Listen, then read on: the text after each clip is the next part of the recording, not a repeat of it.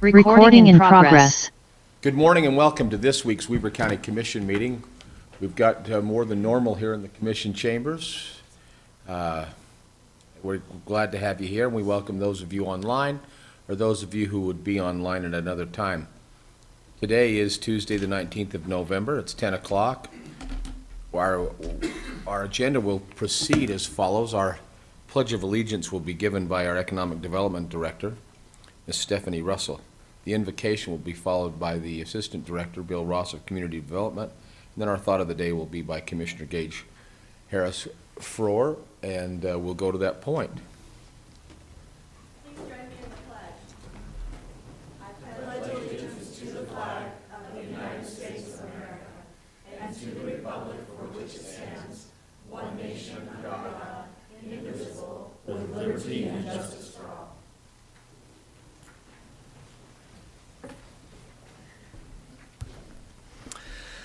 Our dear Heavenly Father, as we come before this commission meeting, we're grateful, especially during this season of Thanksgiving, for all the many blessings we have, for this wonderful nation we're able to live in, and also this wonderful county.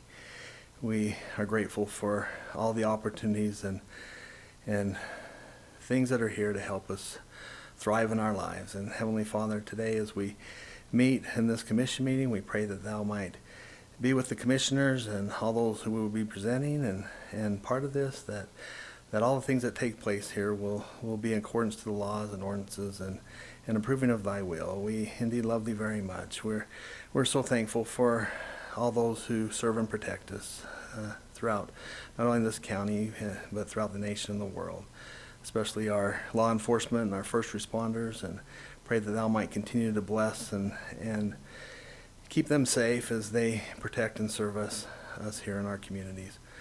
We pray, Heavenly Father, for all those that so diligently work hard in this county, that they'll have good health and strength and be able to accomplish those things that will help strengthen our community and be a benefit to the citizens that live herein. We ask and pray for these things in the name of Jesus Christ. Amen. Amen. Well, you know, Commissioners, we talk a great deal about the fantastic venues that we offer here in Weber County and the opportunities that we give the public to go out and recreate and take advantage of Weber County facilities. Well, I just wanted to let you know that last Friday afternoon and Friday evening, two great events took place in Weber County at our venues. The first was with the ice sheet, and myself and my wife went up and looked at able to view some future potential Olympic skaters at our ice sheet in Weber County. There wasn't a lot of people when we were there, but it was great to see the facility in its prime condition and the opportunity that those young people come from. Basically, it was the West Coast. I think it was called the Pacific Finals. See them perform. Well, we didn't stop there. Then we went to the Golden Spike Arena and that evening and watched the rodeo. And that was fairly well attended. But again, the same opportunity. A lot of young people, a lot of locals that had the opportunity to do what a lot of our history in Weber County shows, which is horse and rodeo. So I just want to let you know, I didn't mean to step on your portfolio, Chair Harvey, but it was a great opportunity to see actually firsthand what we offer here in Weber County. And I would hope that other people, let's not forget about the Fury's Egyptian and all the other events coming up very shortly because of the holiday season, and encourage people to get out and enjoy what we have here in Weber County. You don't have to drive to Salt Lake to have a prime evening. We've got good restaurants here. Stick around Weber County, spend your money, and anyway, it's a great opportunity to be able to say, enjoy Weber County. Thank you, Commissioner. You're exactly right. You're exactly right. We appreciate they're thriving. our facilities here are thriving, and they're doing very well under the direction of Marty Smith and Todd Ferrario and the teams that will lead those. We appreciate that very much. Thank you. Absolutely. The part of our agenda now that, items related to the agenda in public comment. Are there any here in the room that would like to speak? We ask that you limit your comments to 3 minutes, and you use those only to pertain to the agenda. Also, if you'll state your name and where you're from. Thank you. Hey, good morning, Commissioners. Good morning. I'm here to speak to the fact that you are the Board of Canvassers and you're going to be certifying today. Sorry, hold on. Let's go back. If you'll identify yourself and the city where you live. Thank you for the record. Thank you. Okay. I'm Jennifer, and I'm from Ogden. And it's a pleasure to be here today to see all of you. And I just want to speak briefly about some issues related to the election that you're about to certify. And I'm going to start with the fact that just an hour ago, the county website for the ballot process has not changed since Sunday. And it declared that there were about 1,000 and I believe 53 ballots that were in process that had not been cured or some other issue.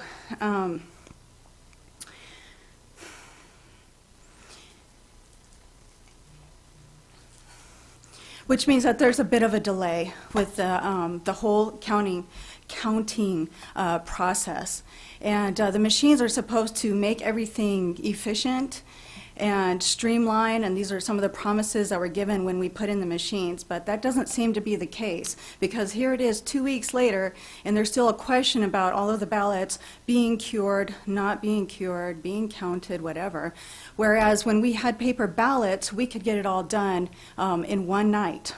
Now, I know that a lot of people speak to the fact that it's a convenience that the machines offer us, but it's really not a convenience because we don't have results in a timely manner. And there's still questions about the security of the machines themselves. And myself, I've investigated, or I've tried to investigate some of the security concerns regarding the machines, but I can only get so far just based on the fact that there's a proprietary considerations to who can look at the machines and who cannot. And so there's an area that the people are not allowed to see. We're not allowed to investigate. And so there's still some questions with the security of the machines. But I just want to say that going back to paper ballots and allowing people to vote in their precincts on the day of elections with their ID is actually the most convenient and most secure process available to the citizens. And the fact that as of this morning, there were, the website said there were still over $1,000 ballots that had not been processed. Now, I'm sure that Ricky has taken care of this. I don't question the way that he's handling things in there, but I don't think that it's, the machines have lived up to their promises, which is to process ballots in a timely and efficient manner. And so I would just like to, for you to consider the possibility of going back to paper ballots and allowing the people to vote in the precincts. And other countries like Argentina, France, and others have been able to use these methods, which are time-honored, and have completed the task in one night. And so there's no issue or no reason why we can't do the same ourselves. And of course, whenever we utilize a new technology for the sake of convenience, there's always going to be trade-offs. And for me personally, as a member of this country and of this county, I don't feel that the trade-offs that were given justify the questions, the unanswered questions. Okay, so that's all I wanted to say, and thank you for your Jennifer. time. Appreciate it. Is there anyone else in the audience that would like to address us? Is there anyone online? Stacy, Shelley, anyone online? Thank you. Okay, let's continue on. Perfect.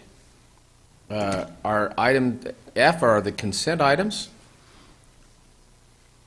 And under consent items, Ricky, when I turn the time over to you, if you wouldn't mind taking another brief moment to editorialize or to or to respond to Jennifer's comments, that'd be great.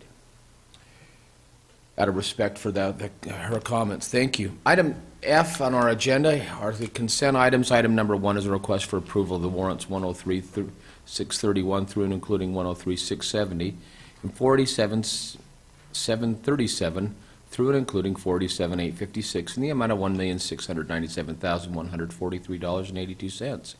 Item 2 is a request for approval of the purchase orders in the amount of $151,201.18. Item 3 is the summary of warrants and purchase orders. And then also number 4 is a request for approval of the ACH payments to Zions Bank in the amount of $259.69. We'll go to that point. Mr. Ricky Hatch. Go ahead, sir. Thank you, Mr. Chair. We issued 12 purchase orders this week for $151,000. Just over a third of that amount, or $55,000, is for the transfer station to purchase new truck scales as well as perform equipment maintenance. 35% or $53,000 is for the garage that is related to the upfitting of sheriff's vehicles. 22% or $31,000 is for IT to purchase network switches. As far as checks, we issued 160 warrants this week for $1.7 million. 43% or $732,000 were ARPA distributions to Wolf Creek Water and Sewer, the United Way, and Powder Mountain Water and Sewer. 23% or $386,000 is for the transfer station, and that is a refund of Hooper City overpayment to the transfer station, and then the replacement of scales. 9% or $146,000 is for the library, and that went towards website services, books and materials, and software maintenance. 8% or $132,000 was for flood control materials. Regarding Ms. Pennington's comments, which I appreciate her coming and being interested in the elections, Weber County has used technology to count our ballots for about 70 years. Since the 1960s is when the county first started using equipment to scan ballots. I totally agree with her sentiment that we cannot and should not use equipment simply for convenience, and that we should be very wary and careful anytime we do use equipment. In my mind, equipment doesn't get tired. Equipment doesn't have bad days or good days generally. Sometimes it does. But Doesn't have bias either, does it? correct. And so equipment is an excellent, machines are excellent counters, but you can't trust them. You have to audit, and that's what we do with our equipment. Every ballot that is scanned through a piece of equipment that has been audited in public meetings. It's been certified, and it's audited before it processes a single ballot and then before the election is certified. These audits are conducted in full view of the public and often involve, including this year, we involved we involved poll watchers in the audit, so they actually helped participate in the audit. These were particularly two poll watchers from the Ledge 10 district who came, and that was a very close race. They came and actually helped participate with the audit, which includes a human hand count and comparing that to what the machines had tabulated. We found several discrepancies during that audit. They were all because of the human hand count, because when you're counting a ballot that has 30 to 40 races on it, and you have sometimes 3 people, a caller and 2 markers, it's pretty rare when you get all 3 humans to agree on what was there. But as you go back and recount with different teams, you find that the system counted exactly and that the humans did not. I'm not saying we should never use humans. I'm not saying that's a horrible thing. I love the concept of voting in person. It's an exciting, fun, patriotic experience, which is great, and we will always provide that, offer that service to our voters. The delays, as far as any delays, we're here. The entire elections team was here up until midnight last night. We left around midnight last night performing our final reconciliation for the election. State law did not require us to update the website that was that was referred to by Ms. Pennington. We'll update that today so that it has a final notification, but that was not in any part due to a delay or a use of equipment. That was simply, it wasn't required by law. We were focused on what was required by law until last night, and we'll update that website today. Thank you. Commissioners, on the first 4 items, on our consent items, do either of you have any questions? Hearing none, I'll continue on with item number 5, which is a request for approval of the new business licenses. Item 6 is a request for approval of new beer licenses. Item 7, request for approval of the Target Master Settlement Agreement with the opioid litigation case. Item 8 is a request for the approval of a contract by between Weber County and American Chariot Racing Association to hold the 2025 World Chariot Races at the Golden Spike Event Center.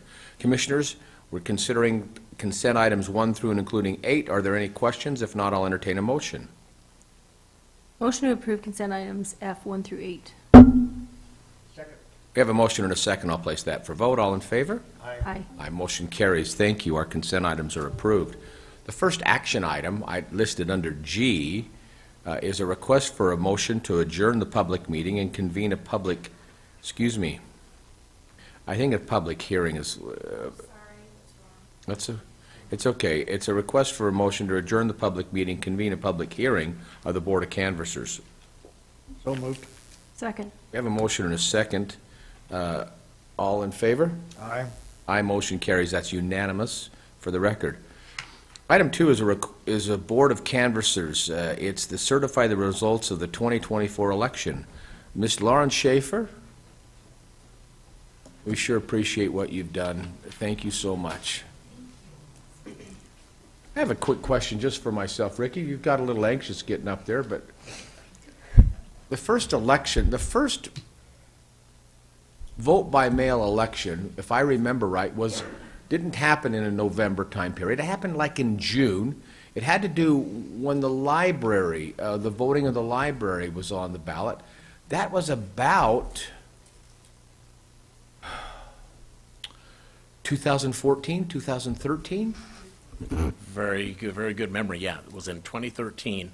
What happened was the library director said, we need funds and we need them now because our buildings are failing. We don't have time to wait for an election to get these funds. We can't wait until November. And the commissioner said, we don't want a special election because turnout is horrible in special elections, 10%. And they said, we want more turnout. So what happened is, How much was the percent again? normally it's 10%. Okay. For special elections for in-person turnout. And so they talked together, they talked with me and our elections team, and we said, well, if you want to try vote by mail, it usually doubles turnout in situations like this. Library gets what they want. They get a yes or a no vote from the citizens. The commission gets what they want by having more citizens involved, and that's when we started. Turnout for that election was about 35%. Interesting. So in 2012 would have been a presidential election. Do you by chance remember that would have been not by mail? What was the percentage on that presidential? We get the highest turnouts during presidential elections, right? Yeah. Yes. I want to say that turnout in 2012 was approximately 82%, something like that. Wow. That's interesting. Thank you. From the elections team back there, if you guys could get on some kind of a device and find out where we were on, if you can figure that out, I wouldn't mind hearing that exactly. That's just interesting. Thank you. All right, Lauren, go ahead, please. And Ricky, please feel free to interject where you need to, but we sure trust Lauren. He will. Can I take a quick moment to say thank you to everybody that helped us? The elections office wrote a big thank you note to the county, if I can. So we first want to say thank you to all the departments who stepped up and helped us when we put out our SOS, to all the people who did Dropbox collection, to the departments who help us set up, take down, secure, and prep for this election, which most importantly includes property management, the attorney's office, Gabby at Golden Spike, and the sheriff's department. We also want to thank each and every member of the clerk auditor's office. They each stepped up and supported us through this, and we noticed and appreciated it. We'd like to thank all of our seasonal and poll workers who we couldn't do this job without. And lastly, from me and Ricky to the 4 people sitting behind me, a thank you to each member of our team who spent the last 5 weeks dedicating their lives and taking 3 days off total to get this done. We couldn't do this without you. And to everybody I forgot, I'm sure I forgot a lot of people. A lot of people helped us, but we appreciate it. So, I'm going to get into 8 million statistics for you. I'm required by law to read out a I'm not stat gonna sheet. read, sorry, we don't have time to go through all 8 million. Through 8 right, million, to I know. this I'll one. rush it. And then I'll go through the results. So, we had a total of 134,799 active registered voters this election, with an 85% turnout overall. We had 114,612 ballots counted and only 1,239 ballots rejected. A lot of ballots were undeliverable, which is what will be some of that difference, or ballots that were not returned by voters, but we only rejected 1,239. Of the provisional ballots we received, 3,506 were cast. 3,383, which is 96.5%, were counted. Only 3.5% were not counted, and it was due to 10 people having already voted, 43 people having insufficient ID, 2 people did not sign their provisional ballot, 41 people did not complete their form, and 27 others were miscellaneous registration issues that we couldn't reconcile. Our by-mail ballot summary, we mailed 138,189 ballots out, but if my dog eats my ballot and I call 3 times, you get 3 different ballots that all have a separate secure number on them, so they wouldn't be able to vote 3 times, but we mail more typically than we have active registered voters. We had 20,897 ballots not returned, which is about 15%. And then we had 2,680 undeliverable ballots, which puts us just under 2%. The last stat sheet I have to go through is why we did not count those 1,239 ballots. We had 147 ballots returned past the deadline, 886 ballots where their signature did not match the record, 131 ballots where they were returned without a signature, 9 ballots that were returned with, 9 envelopes that were returned with no ballot, 16 ballots where someone signed on behalf of someone else, and then 68 ballots that were returned with no envelope, so I couldn't track who those ballots actually belonged to. And then I have our results. How do you guys want me to do it? Do you want me to read the winner of each race or the number of ballots with each race? It's kind of up to you. Commissioners, do you have a preference? You. Either one. I'll just run through the winners then if that's Thank you. easier. She likes. So within Weber County, for President of the United States, Donald Trump won. For U.S. Senate, it was John Curtis. For U.S. House District 1, Blake Moore. For Governor and Lieutenant Governor, Spencer Cox. Attorney General, Derek Brown. For State Auditor, Tina Cannon. For State Treasurer, Marlo M. Oaks. For Utah Senate District 3, John Johnson. For Utah Senate District 4, Cal Musselman. For Utah House District 6, Matthew H. Gwynn. For Utah House District 7, Ryan Wilcox. For Utah House District 8, Jason B. Kyle. For Utah House District 9, Jake Sawyer. For Utah House District 10, Jill Coford. For Utah House District 11, Katie Hall. For Utah Katie House... Hall, not Call. Yeah, Katie Hall. Thank you. Sorry. For Utah House District 12, Mike Schultz. For State Board of Education District 3, Rod Hall. For County Commission Seat C, Jim Harvey. For County Assessor, John Ulibarri. For County Recorder Surveyor, Bahi, or I'm going to butcher his last name, Raheem Zedigan. Zodigan. Oh, man. For County Treasurer, Linnell Jensen. For Ogden School Board District 1, Arlene Anderson. For Ogden School Board District 3, Jennifer R. Zundel. For Ogden School Board District 5, John D. Peterson. For Ogden School Board District 6, Jennifer Genta. For Ogden School Board District 4, Paul J. Whittison. For Weber School Board District 5, Douglas R. Hurst. For Weber School Board District 7, Weil J. Williams. And then for judges, it was whether or not they were retained. So for Matthew B. Durant, yes, he was retained. Ryan D. Tenney, yes. Joseph M. Bean, yes. Ronald G. Russell, yes. Christina Patricia Ortega, yes. Craig Hall, yes. Michael Dario Dorita, yes. Tasha Williams, yes. Paul H. Olds, yes. And then Trent D. Nelson, yes. Constitutional Amendment B passed with 4, or like 4 was the higher one, not against. Constitutional Amendment C passed. And then ballot Proposition 19, which is the ramp tax, passed. And finally, our last item on our ballot, which was Ogden Valley City, passed. They chose a 6-member council form, and they chose to run by district. And that is our results. Thank you very much. I, just to add by way of explanation, for those who may be listening at another time, everyone had a chance to vote for 4 different constitutional amendments, A, B, C, and D on their ballot, but because of litigation, A and D were not counted or weren't processed. So the results of B and C are the only ones that you mentioned, which is correct. I also want to tell you just a couple of things before we hear any more of this, too, that I found interesting. Unfortunately, one of my neighbors in my cul-de-sac passed away earlier this year. She did not get a ballot. She'd been voting all her whole life, very proud, but she didn't get a ballot. I thought that was interesting. Your office took care of that before it had to take care of itself. And I found that out not because I raid her mailbox, but because her daughter's a very close friend of mine, and she also found that to be complimentary.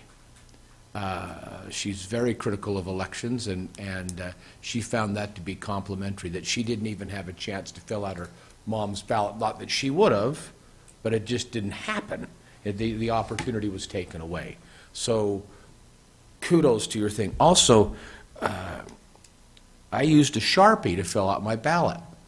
And when I turned it over, well, this is personally, when I turned it over, I noticed that the ink had bled through to the back side. Being worried about spoiling my own ballot, I went in and to your office when it was open a couple weeks before, and the process was once again reassuring. It was exact, it was timely, and I just, that personal experience that I had was great. My ballot was destroyed, the one that I spoiled, and a new barcode, a ballot and barcode was given that I could use what the instructions said, black or blue ink, but not a Sharpie, which was ink, but it's quite a Sharpie anyway. So I thought I would compliment you on that as well too. I just, you know, I've said many times in this, I've not had the chance. I like participating in the voting audits, but I won't do it during when I'm up.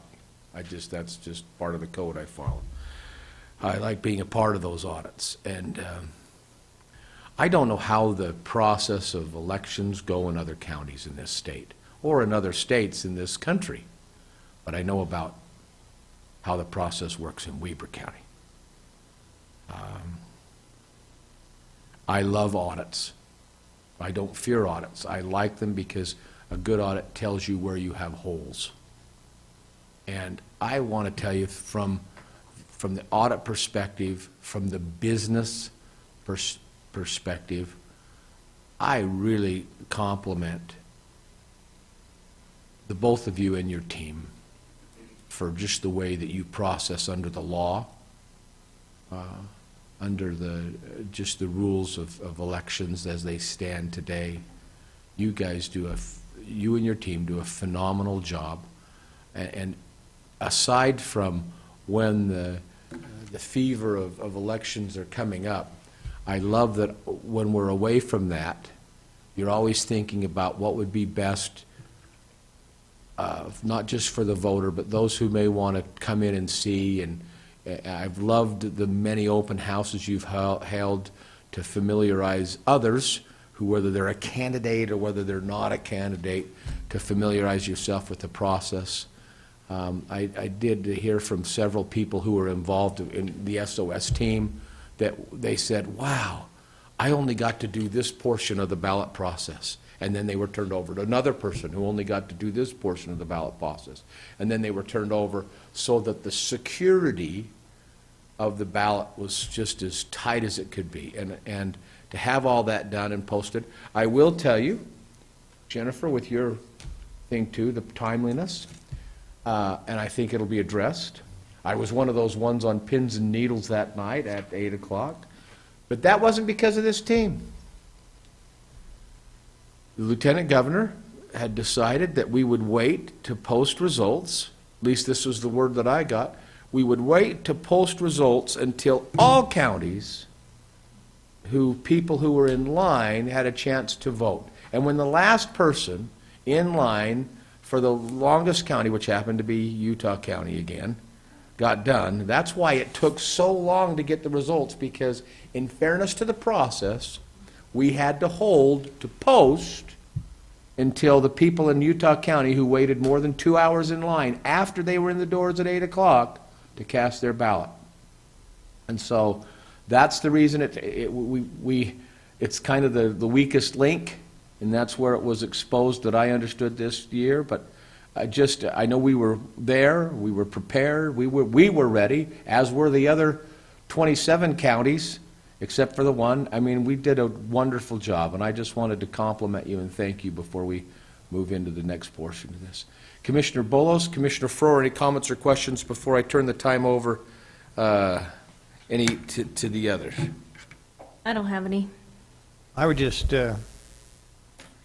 echo some of your comments that, there's always been, over the last few years, questions about security and transparency with elections. And I can say without doubt that I know here in Weber County, we happen to have the best election officials, and it is because of our security and transparency, and for Lauren and Ricky for the job they do. So I have no questions in terms of the outcome of what we were just presented with. Thank you. Thank you. With that then, Commissioners, if there is nothing more on the presentation, Mr. Hatch, go ahead, please, sir.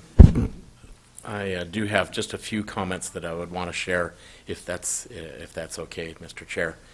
Just to indicate, I just want to share some of the complexities of election administration. I'll just tell you some unusual things that happen pretty much every time, but that happen during this election. Quite often we receive envelopes from voters that have 2 ballots in them. Generally, it's an older couple who wants to save on postage. So they put 2 ballots in one envelope. We receive envelopes back that have no ballots in them. We receive ballots that don't have envelopes. We call those naked ballots. What? Naked ballots, because they're not covered. We receive ballots from, on behalf of other counties and even states that come in our drop boxes. We've received a ballot from another county that was in a Weber County envelope.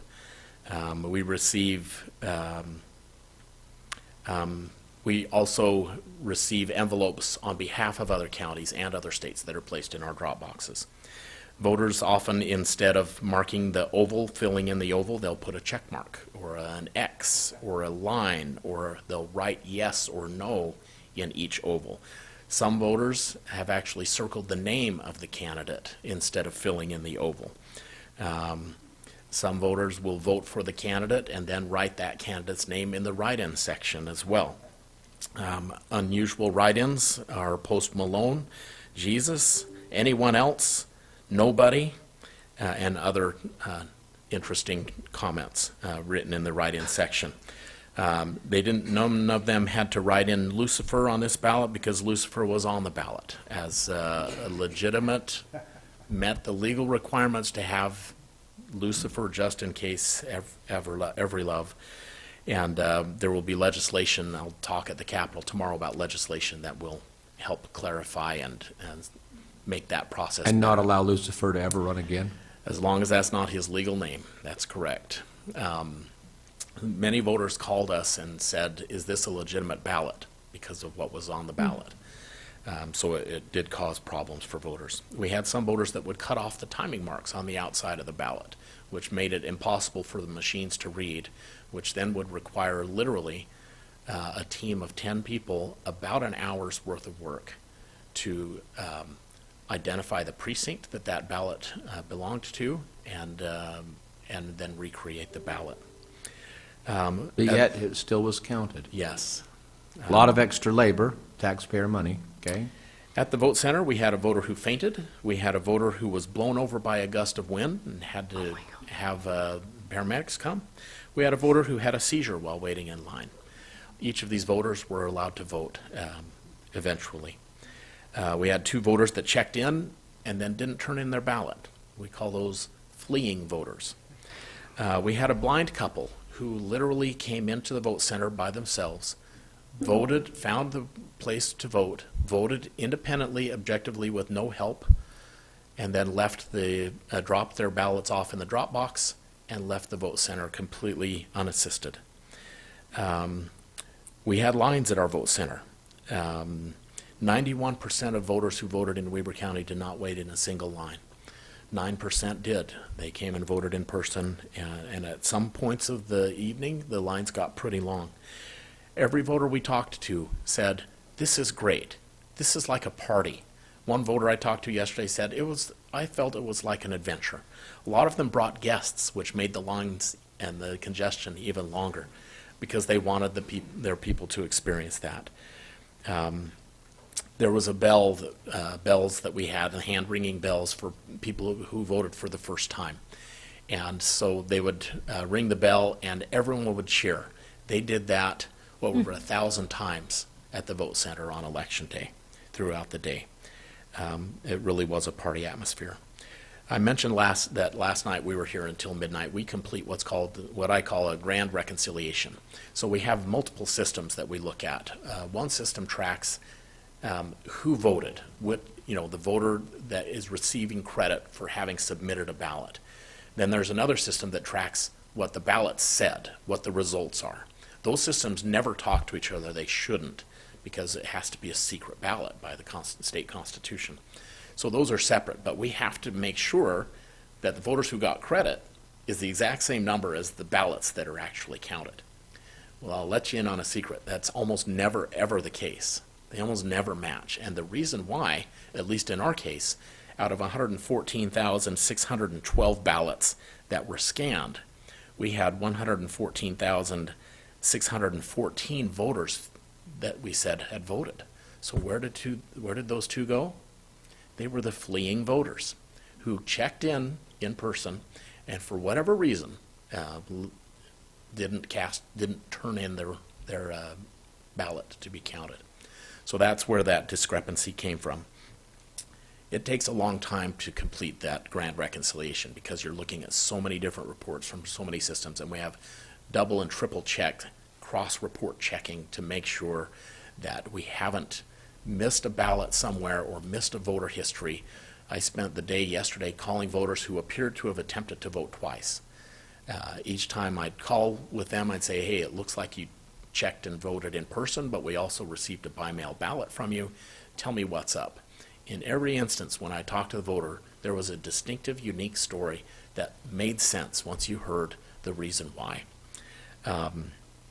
But we do a lot of checks. Lauren talked about the help that we received across the county, and it was tremendous. We really appreciate all of the county staff, employees, leaders, elected officials, including the commissioners who helped. Our seasonal help team was fantastic. They worked long hours. They would often stay late without being asked to help. Sometimes they would help vacuum because you process 100,000 ballots, you're going to have ballot dust and scraps of paper all over. But no chads. No chads, that's right. That's important. And then the elections team itself worked virtually nonstop for 30 days, and not just 2 hours a day. It was often 10 to 15, sometimes 18 hours a day that they worked, including last night up until midnight when the entire team stayed, even though some of the team members didn't have access to the reports that we were looking at and that we were trying to reconcile, but they stayed to support the rest of the team.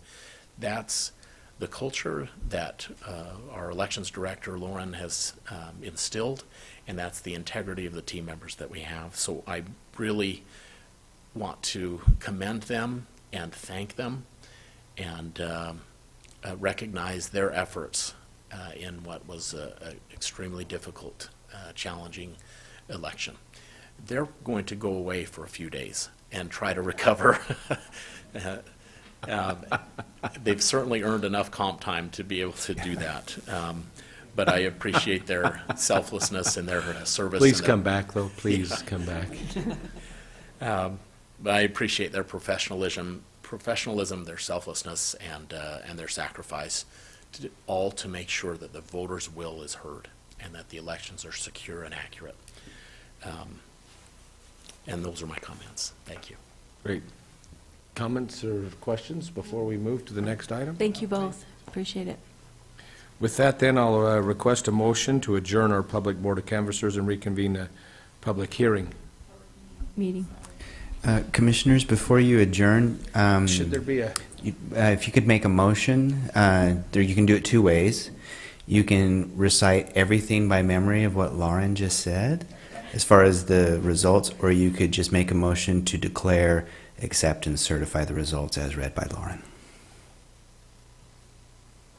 very good. So we need to, thank you, before we do the, great. Does that make sense? It does. I don't think we want to repeat every. You ready for that motion? One line I like, but there's, go ahead. Make a motion to declare, accept, and certify the results as Ms. Schaefer presented them. Second. I have a motion and a second. I'm going to make this a roll call vote, just to be clear. Mr. Brandt, go ahead with that. Okay. Roll call vote to declare, accept, and certify the results of the 2024 general election. Commissioner Frohr? Aye. Commissioner Bolos? Aye. Chair Harvey? Aye. Motion carries. Thank you. Thank you. Thank you. Mr. Chair, Yes, we're already on top of it. Thank Can I you. have someone sign a signature sheet for me so I can get it to the state? Yeah, here we go.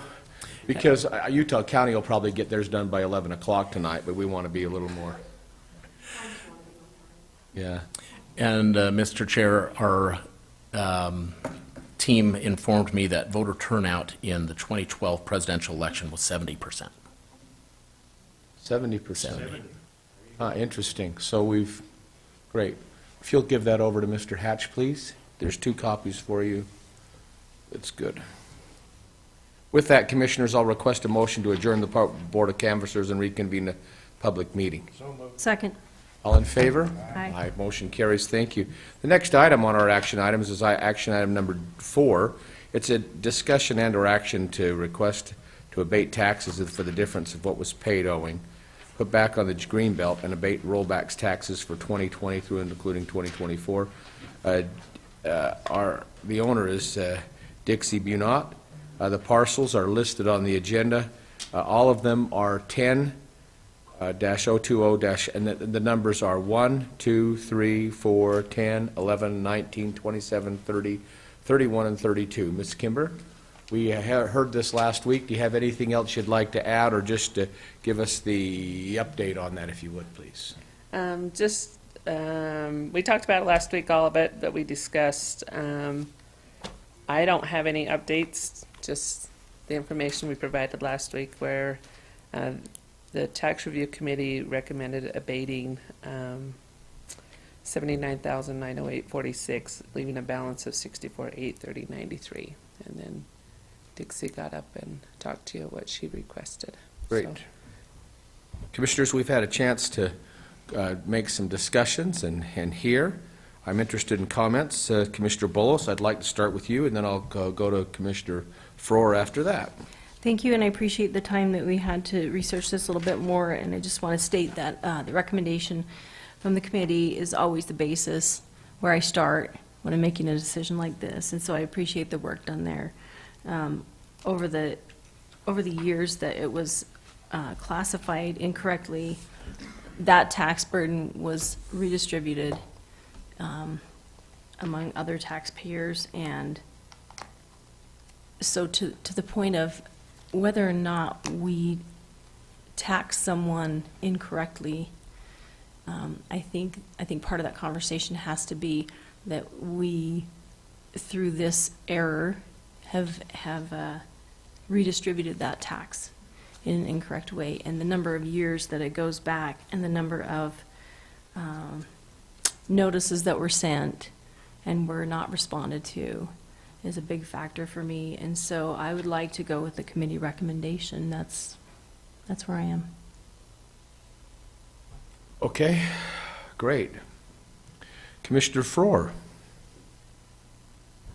So just a couple of points. I think I asked these, but I want to be make sure we're clarified on this. Was this land in production the entire time? It was in production the entire time. So, this is a tough one, and I'm assuming that the $64,830.93 is all penalties. Is that correct? No, that's actually, there is some penalties and interest, I think, included into it. There's some penalty charges that show on there. Did you guys get the Got the kind of spreadsheet shows, like, here. on 10, 20, and 1, the penalty charge for 2023 was $48.78. For 2022, it's $47.88. Okay, For so they were, 2021, it's $12.34. so they were minor, so this would be just the rollback tax. This is actually the tax charged based on the market value being at market and not Right. at the production rate. Versus So, rollback. Yeah, so like the values were 325,200 for just like 10, 20, and 1. And so taxable value is 325,200. So it's not the production rate on the taxables. They're taxed at 100% of the market value. Got it. Well, this is somewhat of a difficult decision for me. I've said this before. Statutes put in place, and there's a thing called the letter of the law, and there's also a part that talks about equity and basically what a taxpayer should or should not do in terms of receiving any type of credit based upon state law, basically intent versus reality of the law. It appears that the property owner abided by the intent, which was production, but did not abide by the statute that, with the notifications, et cetera. So where do you draw the line in terms of intent versus reality? I feel that obviously that the owner is in default from the provisions of following the true intent of the law, which was to make sure that the county knew and was informed of production and return those notices that were never returned. But at the same time, I think that the $64,830 may be a little severe for this case. So I would not be opposed to lowering that amount to some extent, but not the entire amount, in my opinion, should be abated. So that's my comment, Mr. Chair. Thank you. Well, that leaves... You've both made some great points.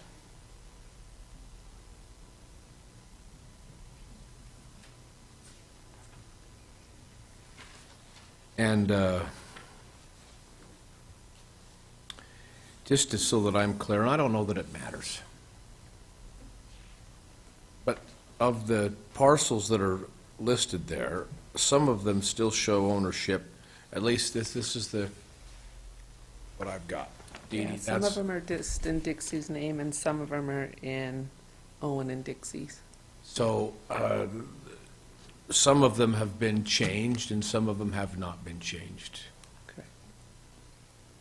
I imagine, was this form given, or this piece of paper, did the tax review committee see this as well? Yes.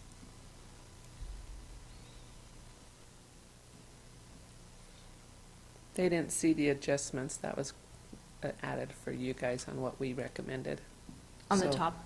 The adjustment showing that. They saw everything that you see other than where I summed up the total, what we recommended to abate. Total on first page. Yeah.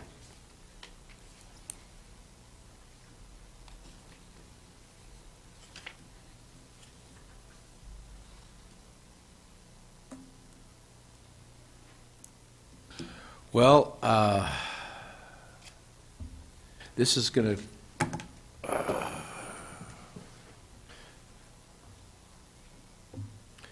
I feel torn in half on this one. There's both right answers on both sides. And so, I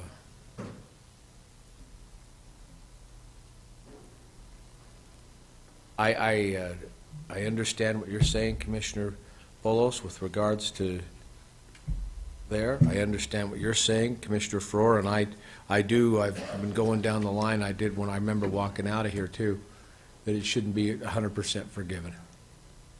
There should be some measure, some portion to that, from something all the way up to the full amount. So with that, that's where I am, and this is one of those meetings that I'm gonna ask to entertain a motion and see what happens. I think at this point I'm not inclined, but we'll just see how the vote goes. That's how it'll have to be. So I'll ask the Board of Commissioners, whichever one would like to entertain a motion. Mr. Chair, I'd be happy to make a motion. I have a question before I make that motion, though. Please. So what was the process, or I guess maybe you can't answer this, but the committee recommended, and I fully believe we should understand and support the work of the committees for their recommendation to abate $79,000. Do you know what process? Or Well, what we discussed is they ended up asking Dixie. She was dealing with a family situation where she was taking care of her mother-in-law who passed, and so she asked when her mother-in-law passed, and I believe it was May of 2019. July 12th of 2020. Sorry, I apologize. And so they said that we'll abate 20 and 21 to give the time to deal with the suffering that she dealt with. And so we abated what happened in 20 and 21 and said we left 22, 23, and 24. Got it.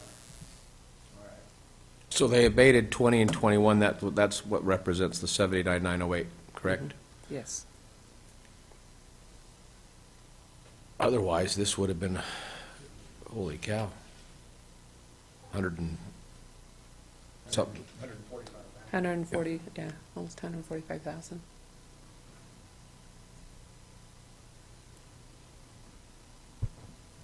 Mr. Chair, I'm ready to make a motion. Okay.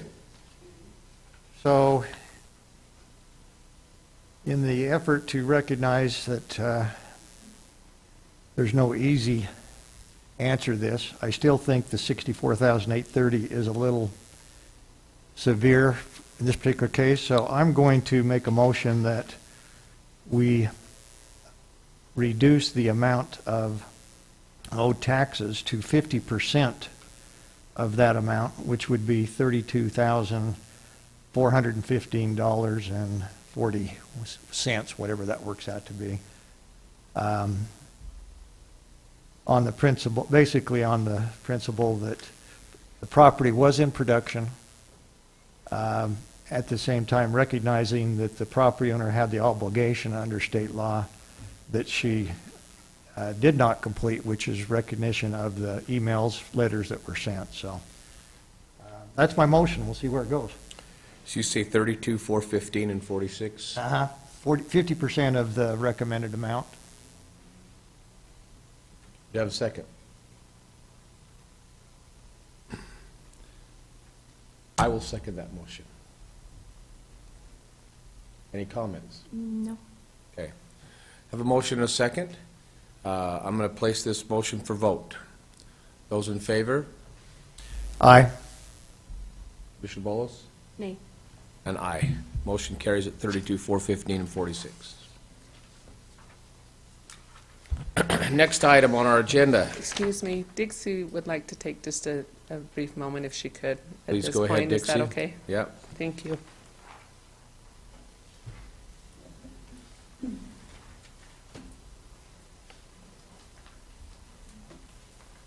Don't wait and misunderstand. This is not my comfort zone. Right. The only other thing that wasn't discussed is my misunderstanding that I could reapply for Greenbelt before the taxes were paid, and I didn't have ability to pay the taxes. So that's why I didn't re-put it back into Greenbelt, was that misunderstanding. I just wanted to tell you, after I left here last time, I appreciate that I was given the direction to talk to John Ulibarri. When I talked to him, instead of him giving me the hard line of, you've missed the deadline, how are you going to pay for it? He listened to me and explained about going before the tax review committee and before you guys. He then brought in Dee Dee to coordinate everything.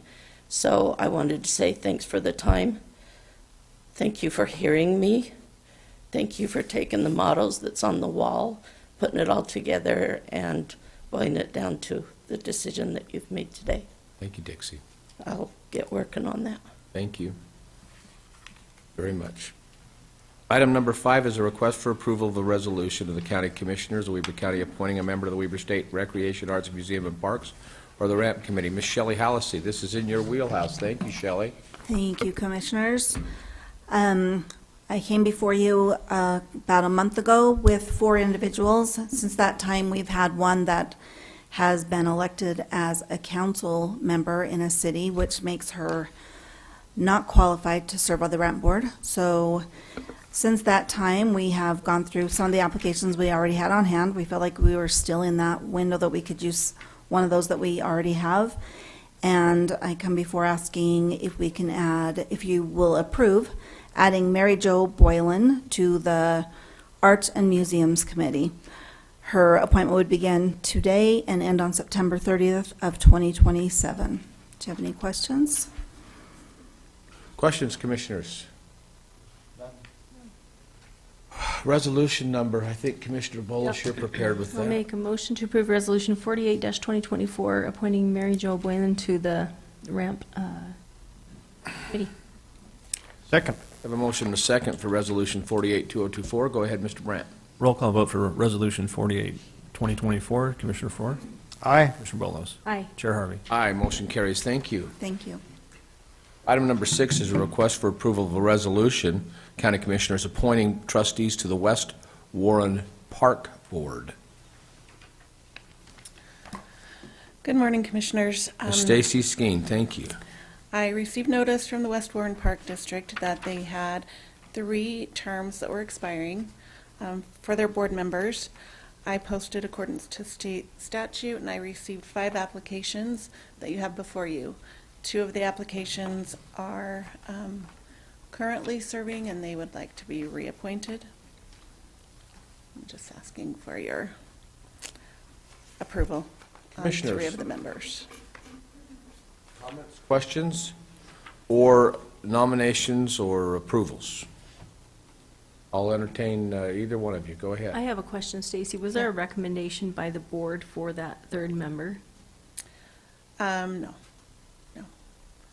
They were requesting that the 2 be Right. reappointed, but, yeah. Right.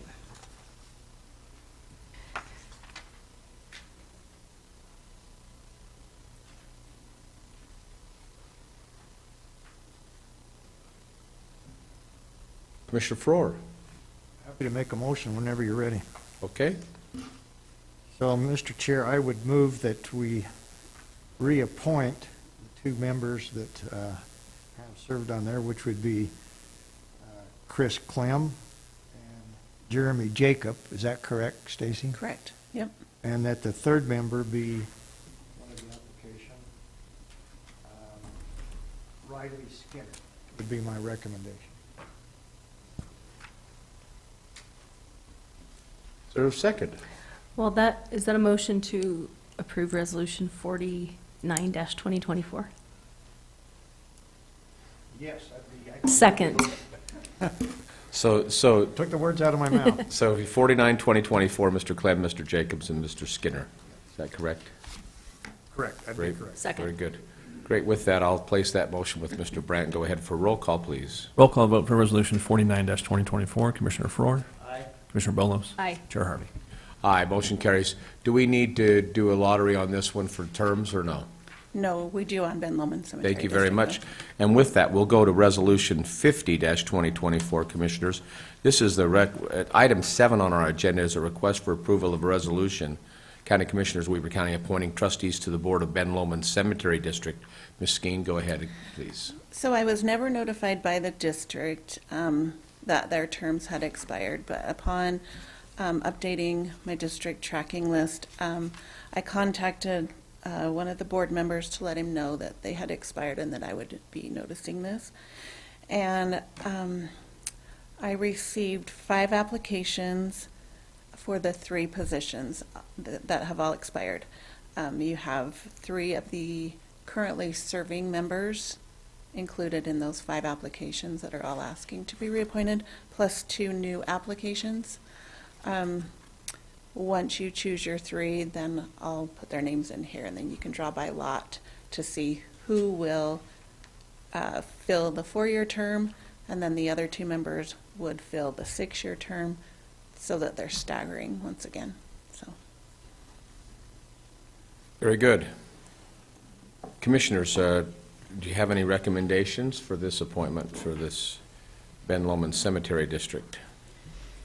I've got a recommendation to reappoint those who have been serving, so I will make that motion to approve Resolution 50-2024, appointing Leonard Call, Kevin Bailey, and David Gordon to the to the Ben Lomond Cemetery District. Heard, and is there a second? Second. I have a motion and a second. I'll place that for a roll call vote. Roll call vote for Resolution 50-2024. Commissioner Farrar? Aye. Commissioner Bolos? Aye. Chair Harvey? Aye, motion carries. Now, Commissioners, we're going to put those 3 names in a lottery. This will be to see when their terms expire. So this is Commissioner Bolos, would you mind doing that for us? Picked one, that would be the 4-year, and then the other 2 would Be the 2-year. So let me just, again, the one that we pick will be for the 4-year term. The other 2 will be on a 2-year term. 2 or 6? 6. 6-year. So let me restate. The one we pick will be a 4-year term. The other 2 will be a 6-year term. How about 8? Can we go to 8 or 10? This is the 4-year term. David Gordon. David Gordon on a 4-year term. The other 2, Kevin Bailey and Leonard Call, will be a 6-year term. Great. Thank you. Does that complete item 7 off our agenda? Yes. Very good.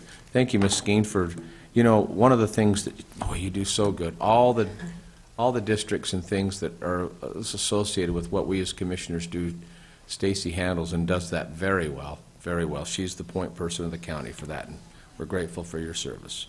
Item number 8 on our agenda is a request for approval of a resolution. This would be 51-2024.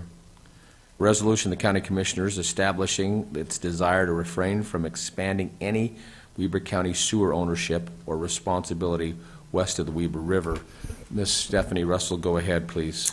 Thank you, Commissioners. This is a proposed resolution to establish a desire to refrain from expanding any of West Weber County sewer ownership or responsibilities. Weber County is currently providing limited retail sewer collection services to portions of the unincorporated western Weber County. The West Weber corridor is expanding significantly, and there are some other opportunities for other entities to take on the responsibility of providing conveyance as well as treatment of wastewater for any new developments west of the river. The county has spoken with Little Mountain Service Area as well as Central Weber Sewer to have discussions on not being part of the expansion as it relates to owning and operating sewer lines in the West Weber corridor. There's other entities that are capable of doing that. This resolution would ensure that moving forward we have the right size infrastructure in that West Weber corridor, as well as consolidating services so that we're not having a situation where there's a significant amount of districts handling one operation, whereas we're looking at making sure that the development projects are moving forward, but in a way that is conducive to future development and smart growth practices. Very good. Commissioners, questions for Ms. Russell? I'll go to you, Commissioner Farrar, in as much as this is in your portfolio. Thank you, Mr. Chair. So this is an item that's been discussed over the past year or so. As we know, Central Weber is the provider of the treatment for a major share of our county. And the Weber County in the past has taken on the duties of transmission lines in some of the outlying areas. And because of the proposed and potential growth out west, would think that it was a good idea to let Little Mountain Service Area, who has control of the pond out there, the current pond that will be under renovation here in the next year or so for our sewage treatment, take on the responsibility or potential responsibility of sewer lines and basically allow the county to remove itself from that jurisdiction and responsibility of maintaining and servicing sewer lines. We think that an independent board, very similar to what Central Weber does, is probably the best option for that. What this resolution does is makes it clear to Central Weber that they should establish some type of working relationship with Little Mountain Service Area for that portion of the county and not Weber County. My understanding is that they'll be going before, LMSA will be going before the Central Weber Board in January, the first part of the year, and come up with some type of interlocal agreement that establishes those lines, that gives us the ability for the future to offer that service to developers, to the inland port area, without obligating resources of Weber County. So, to me, it's a step forward and makes a very clean division on responsibilities between treatment and transmission. With that, I'm happy to move approval of Resolution 51, I believe, 2024, Weber County establishing a desire to refrain from expanding any of the Weber County sewer ownership or responsibility west of the Weber River. I'll hear that as a motion. Second. Any comment? No comment. Without any comment, I'll place that to Mr. Brandt. Roll call vote for Resolution 51-2024. Commissioner Faur. Aye. Commissioner Bolos. Aye. Chair Harvey. Aye. Motion carries. Thank you. Thank you. Item number 9 is a request for approval of the contract by and between Weber County and Scales Unlimited, Inc. for the installation of the main inbound and outbound scales at the Weber County Transfer Station. Mr. William George Ross, go ahead. Well, as you know, the time has come for us to replace those scales that everybody's been going across for a lot of years there at the transfer station. This replacement, we're changing them from right now currently our in-ground scales to above-ground scales, which will also allow us opportunities to do preventive maintenance and things on those scales for the longevity of them. But we worked with the purchasing agent and went through the competitive bid process to award this contract to do this work, and Scales Unlimited were the ones chosen through that process, and so this is a contract for them to perform that work. Great. Questions, commissioners? None. I'll turn to you, Commissioner Faur. Motion. Yeah, thank you. Just another needed piece of infrastructure we need for the transfer station to keep it up to date and serve the public. Absolutely. And I'm just very proud of the workers we have at the transfer station and how they take their job serious. I hear nothing but good comments back from members of the public that visit that facility. In case you haven't been out there, I suggest boots on the ground.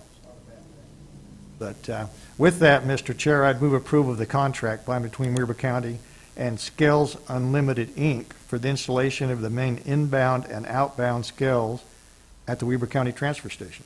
Have a motion? Second. And a second. I'll place that for vote. All in favor? Aye. Aye. Aye. Motion carries. Thank you, Mr. Ross. Item H, Commissioners, is a public hearing again. It's a request for, number 1 is a request for a motion to adjourn the public meeting and convene a public hearing. So moved. Second. All in favor? Aye. Aye. Motion carries. We'll now go on to a public hearing to discuss and/or action on the ordinance to vacate a portion of Summit Pass Road, located approximately 8590 Summit Pass Road, Eden. And the presenter is Tammy Adelot. Tammy, go ahead, please. Morning, Commissioners. This is a request from the applicant to vacate a portion of Summit Pass Road, specifically the furthermost extent of approximately 335 feet. Just to be clear, we don't have any public, this is a portion of Summit Pass Road that has no public improvements or utilities. The applicant would, through the subdivision process at some point, like to slightly realign that roadway to better work with the topography up there. Do you have any questions for me? Questions, commissioners? None? None. I have. With the vacation of Summit Pass Road in that area, does this change where we have to provide service for snow removal?